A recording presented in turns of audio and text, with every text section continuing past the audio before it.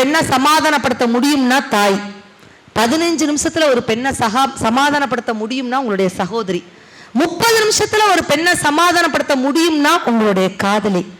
சமாதானப்படுத்துறதுக்கு ஒரு வாய்ப்பு கூட கிடைக்கலன்னா அதுதான் நீங்க கட்டின பொண்டாட்டி.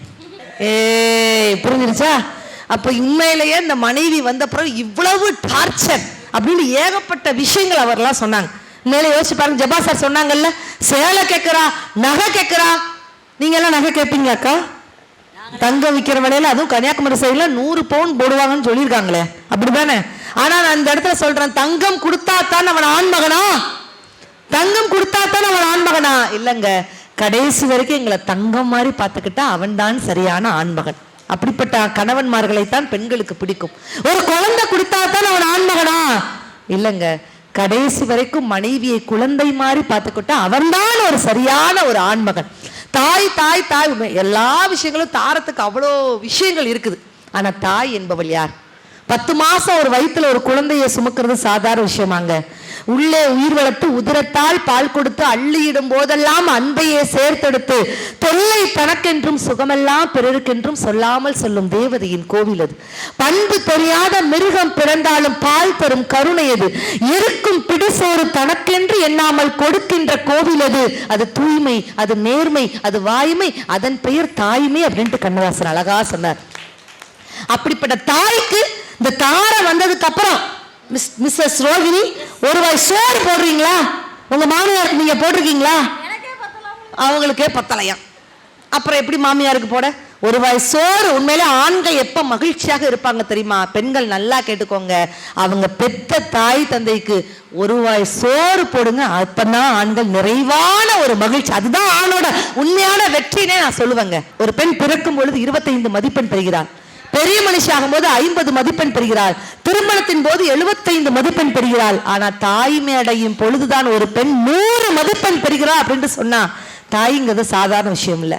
இந்த தாய்க்கு மனைவிக்கு என்ன வித்தியாசம்? பசிக்கு சோறு போட்டால் அவள் மனைவி, பசிக்க விடாமல் சோறு போட்டால் அவள் தான் தாய். கேட்டதை வாங்கி கொடுத்தாதான் மனைவிக்கு பிடிக்கும், கேட்டதை வாங்கி கொடுத்தாதான் மனைவிக்கு பிடிக்கும். என்ன வேணும்னு கேட்டாலே போதுங்க அம்மாவுக்கு பிடிக்கும். இதுதான் அம்மா, தாய். ஒரு ஆண் ஒரு பெண் என்ன நினைப்பா தெரியுமா? வயதான காலத்துல ஒவ்வொரு திருமணமான பெண்ணும் சுமங்கலியாக இறக்க ஆசைப்படுவாள். ஆனா ஒரு ஆண் என்ன தெரியுமா? யாருக்கும் சுமை இல்லாமல் இறக்க ஆசைப்படுவான். அதுதான் ஆண். அப்படிப்பட்ட ஒரு ஆணோட வெற்றிங்கிறது, கவிப்பேரசு வைரமுத்து அவர்கள் தாய்க்கு அழகான கவிதை சொல்லியிருப்பார்.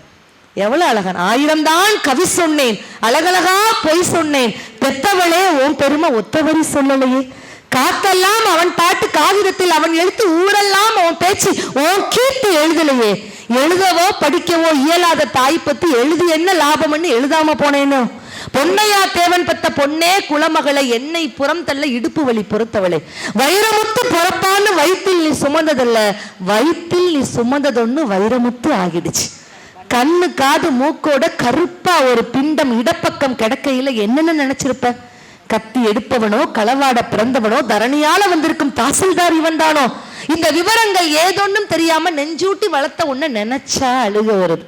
கதகதன்னு களி கிண்டி களிக்குள்ள குழி வெட்டி கருப்பட்டி நல்லெண்ணெய் கலந்து தருவாயே, தொண்டையில் அது இறங்கும் சுகமான இளம் சூடு மண்டையில இன்னும் மசமசன்னு நிக்குதம்மா. கொத்தமல்லி வறுத்து வச்சு, குருமிளகா 2 வச்சு, சீரகமும் சிறுமிளகும் சேர்த்து வச்சு நீர் தெளிச்சு கும்மி அரைச்சி நீ கொலகொலன்னு வடிக்கையில அம்மி மணக்கும், அடுத்த தெரு மணமணக்கும், கத்தரிக்காய் நெய்வடியும், கருவாடு தேனொழகும், கோழி குழம்பு மேல குட்டி குட்டியா மிதக்கும் தேங்காய் சில்லுக்கு என் தேகமெல்லாம் எச்சி ஊறும்.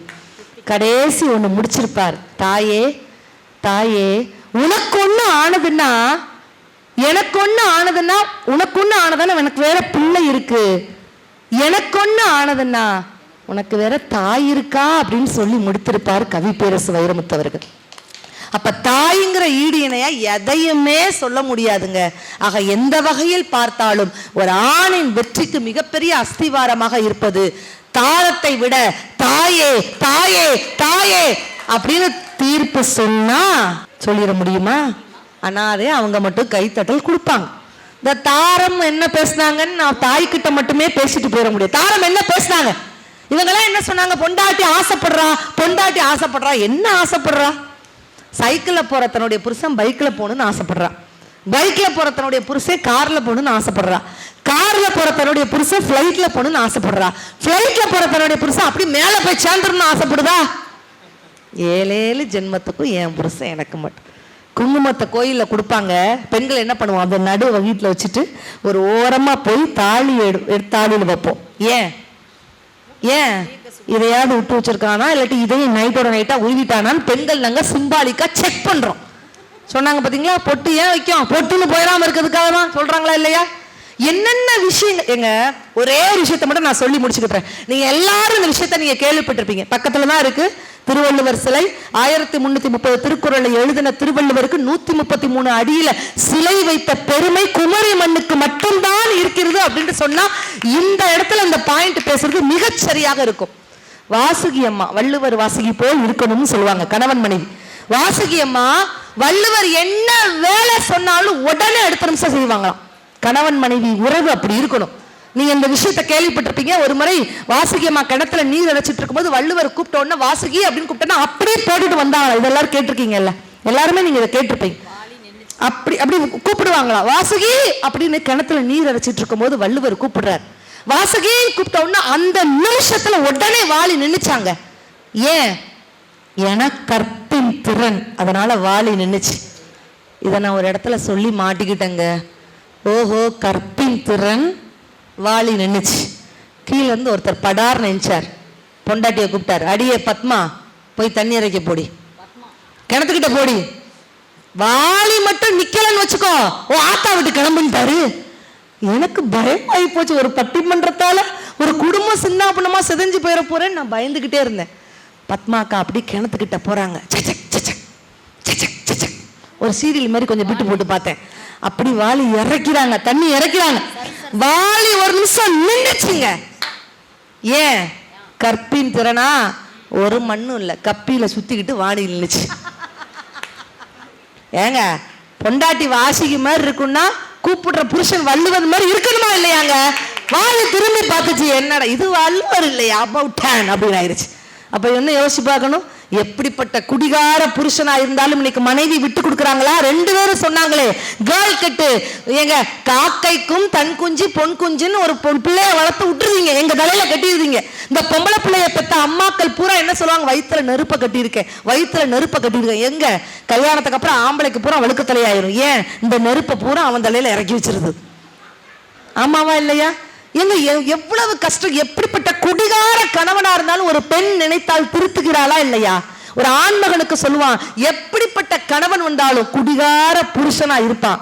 ஆனா அவன் பெற்ற மகள் வளர வளர வளர அவனுடைய தீய சக்திகள் கொஞ்சம் கொஞ்சமாக குறைந்து கொண்டே இருக்கும். அதுதான் நிதர்சனமான உண்மை. தீய எல்லா விஷயங்களும் ஒரு மகளுக்காக நான் இந்த இடத்துல சொல்றேங்க, எல்லா ஆண்களுக்கும் தன்னுடைய மனைவி ராணியா இல்லாம இருக்கலாம், எல்லா ஆண்களுக்கும் தன்னுடைய மனைவி ராணியா இல்லாம இருக்கலாம். ஆனா எல்லா அப்பாக்களுக்கும் தன்னுடைய மகள் தான் இளவரசி அப்படின்ட்டு சொன்னா இல்ல நம்மளால சொல்ல முடியுமா? மகள் அப்படிங்கிறது ஒரு சாதாரண ஒரு விஷயமா? அப்ப அந்த மகள்ங்கிற ஒரு உறவு உங்களுக்கு எப்ப வருது? கல்யாணத்துக்கு அப்புறம், தாரம் வந்ததுக்கு அப்புறம். இவங்க சொன்னாங்கல்ல, அன்பை தாரம், பண்பை தாரம், முத்தத்தை தாரம், அப்புறம் 2 குழந்தைய தாரம். அப்பதானே மகள்ங்கிற ஒரு உறவு வருது. நீங்க தாய்கிட்டே இருக்கும்போது இந்த மகள்ங்கிற ஒரு மிகப்பெரிய செல்வம் கிடைக்குமா? ஒரு ஆண் இல்லாம ஒரு பெண் வாழ்ந்துடலாங்க. ஏன்னா பெண்ணுக்கு தன்னம்பிக்கை அதிகம். ஒரு பெண் இல்லாம ஆண்களால வாழவே முடியாது. ஏன்னா ஆண்களுடைய தன்னம்பிக்கையே பெண் தான் அப்படின்ட்டு சொன்னா, எப்படி குடிகார கணவனா இருந்தாலும் அந்த பத்ரகாளி தாய் கிட்ட மண்டிட்டு பிச்சை எடுப்பா, என் புருஷன் நல்லா இருக்கணும். கோலவிலியம்மா, ராஜகாளியம்மா, பாளைய தாயம்மா, பங்காரு மாயம்மா, புத்தூர்மாரியம்மா, பத்ரகாளியம்மா, கண்ணியம்மா, எங்க கண்ணியம், எங்க மகோதய அன்னைய சோதைய சத்தூர தேவான சிங்கார ரூபி கண்ணியம்மா, எங்க அண்ணியம்மா, தங்க செல்லியம்மா, செல்ல அருள் முப்பாத்தம்மா, அனல் முப்பாத்தம்மா, சிங்காரி ஒய்யாரி சங்காரி உமையத்தா மன்னாரி பன்னாரி செல்லாரி சிலம் மருவத்தூரமாவி. ஒரு தாலி வரம் கேட்டேன் தாயம்மா, கட்டிரத்து பாரமா, வேறு துணை யாரமா, உத்தமில்லா ஒரு உத்தம நெஞ்சுக்கு சோதனைகள் எதற்கு? அவன் கட்டிய தாலிக்கு பொட்டுக்கு காவல் கொடு எனக்கு. நீதிக்கு கண்பட்டு சோதிக்கு துன்பத்தை நீ வந்து மாற்றிடமா, மடியேந்தி பிச்சை கேட்கிறேன் அம்மா, மறுவார்த்தை உன்னை கேட்கிறேன். அப்படின்னு ஒரு பெண் கேட்கிறா இல்லையா? ஒரே ஒரு விஷயம் தாங்க. இன்னைக்கு புத்தர் ஆசையை துறந்தார் புத்தர் அப்படின்னு சொல்றோம். ஆனா புத்தர் காட்டுக்கு போனதுக்கு அப்புறம் புத்தருடைய மகனை வளர்த்து தனி ஆளாக நின்று ஜெயிச்சது யார் தெரியுமா? புத்தருடைய மனைவி யசோதரா. அந்த மனைவியை நம்ம ஒரு காலமும் மறந்துடக்கூடாது. வள்ளுவர் 1330 திருக்குறள் எழுதினார், அது பெரிய விஷயம் இல்ல. அவர் எழுதுற வரைக்கும் பொறுமை காத்து அவர் சொன்ன அத்தனை விஷயங்களையும் பணிவிடை செய்த வள்ளுவருடைய மனைவி வாசுகிதான் அப்படிங்கறது இந்த இடத்துல நம்ம மறந்து விடக்கூடாது. யோசிச்சு பாருங்க. ஹரிச்சந்திரன் பொய்யே பேசல அப்படின்னு ஹரிச்சந்திரன் தூக்கி கொண்டாடுறோம். ஹரிச்சந்திரன் பொய் பேசாம இருந்ததுக்கு என்ன காரணம்? பொய் பேசாத அளவுக்கு அந்த சான்ஸே விட்டு கொடுக்காத மாதிரி, மைனா பட ஹீரோயின் மாதிரி எங்க வாரீங்க எப்ப வாரீங்க அப்படின்னு எதுவுமே கேட்காத ஹரிச்சந்திரன் மனைவி இருப்பதனாலதான் ஹரிச்சந்திரன் பொய் பேசாம இருந்தார். அப்ப யோசிச்சு பாருங்க, ஒரு ஆணின் வெற்றிக்கு பின்னாடி எவ்வளவு எவ்வளவு எவ்வளவு பக்கபலமாக ஒரு பெண் இருக்கிறாள் அப்படின்ட்டு சொன்னா, மெதுவாக போய்வார் ரோட்டில். ஒரு சாலையில கூட எடுத்து பாருங்க, அந்த வாசனை என்ன எழுதி போட்டிருப்பாங்க தெரியுமா? மெதுவாக போய்வார் ரோட்டில் மனைவி காத்திருப்பால் வீட்டில் எழுதி போட்டிருப்பாங்க. அவ்வளவுதான். மனைவிங்கிற ஒரு உறவு வந்ததுக்கு அப்புறம் உங்களையும் வளர்த்து உங்க குடும்பத்தையும் வளர்த்து மாமியார் மருமகள் அத்தனையும் தாங்கி பிடித்திருக்கக்கூடிய மிகப்பெரிய ஆணிவேராக இருப்பது மனைவி தான். இந்த தாய்க்கும் தாரத்துக்கும் ஒரே ஒரு வித்தியாசம் சொல்லி நான் முடிச்சிடுறேன். தாய் கருவில் சுமப்பவள், தாரம் கழுத்தில் சுமப்பவள். தாய் பெத்தெடுப்பவள், தாரம் தத்தெடுப்பவள். தாய் இதய துடிப்பு தந்தவள், தாரம் இயக்கத்திற்கு துடிப்பு தந்தவள். தாய் உலகத்தின் முதல் தோற்றம், தாரம் உலகத்தின் வளர்ச்சி. தாய் நேற்று இன்று, தாரம் இன்று நாளை. தாய் உயிர், தாரம் உயிரும் உடலும். தாய் பந்தய களம் வரை உங்களை அழைத்து செல்பவள், தாரம் அந்த பந்தய களத்தில் கலந்து கொண்டு உங்களை ஜெயிக்க வைப்பவளே தாரம் தான். அப்படிங்கிற காரண கடத்தினார் குடும்பத்தோட அஸ்திவாரம் தாய் தான். நான் இல்லைன்னு நான் மறுக்கவே இல்லை. ஆனா வெறும் அஸ்திவாரம் மட்டும் இருந்துச்சுன்னா அந்த சோரை என்ன சொல்லுவாங்க தெரியுமா? குட்டிச்ச உருண்டு போயிடுவாங்க. அந்த அஸ்திவாரங்களுக்கு மேல அழகான மாடி கட்டிடங்கள் அப்படி அழகு போட்டு இருக்கிறது காரணம் யார் தெரியுமா? தாரம் தான். அப்படி அழகான கட்டிடங்கள் சேர்ப்பது தாரமே தாரமே தாரமே என்று சொல்லி ஒரு ஆணின் மிகப்பெரிய வெற்றிக்கு காரணம் தாயை விட ஒரு படி மேல் தாரமே தாரமே தாரமே என்பது இறுதி தீர்ப்பாக வைத்து கலையாத கல்வியும் குறையாத வயதும் கபடு வாராத நட்பும் கன்றாத வளமையும் குன்றாத இளமையும் கழுப்பினி இல்லாத உடலும் சலியாத மனமும் அன்பகளாத மனைவியும் தவறாத சந்தானமும் தாளாத கீர்த்தியும் மாறாத வார்த்தையும் தடைகள் வராத கொடையும் தொலையாத நிதியும் கோணாத கோலும் துன்பம் இல்லாத வாழ்வும் துயனின் பாதத்தில் அன்பு உதவி பெரிய கண்டரோடு கூட்டுக்கண்டாய் என்று அபிராமிப்பட்டார். அபிராமி அந்த அதில் கூறியது போல எல்லா வளங்களும் நலங்களும் பெற்று மேலகிருஷ்ணன் புதூர் செழித்து வாழ வேண்டும் என்று வாழ்த்து விடைபெறுகிறோம். நன்றி, வணக்கம் ரசிக பெருமக்களே.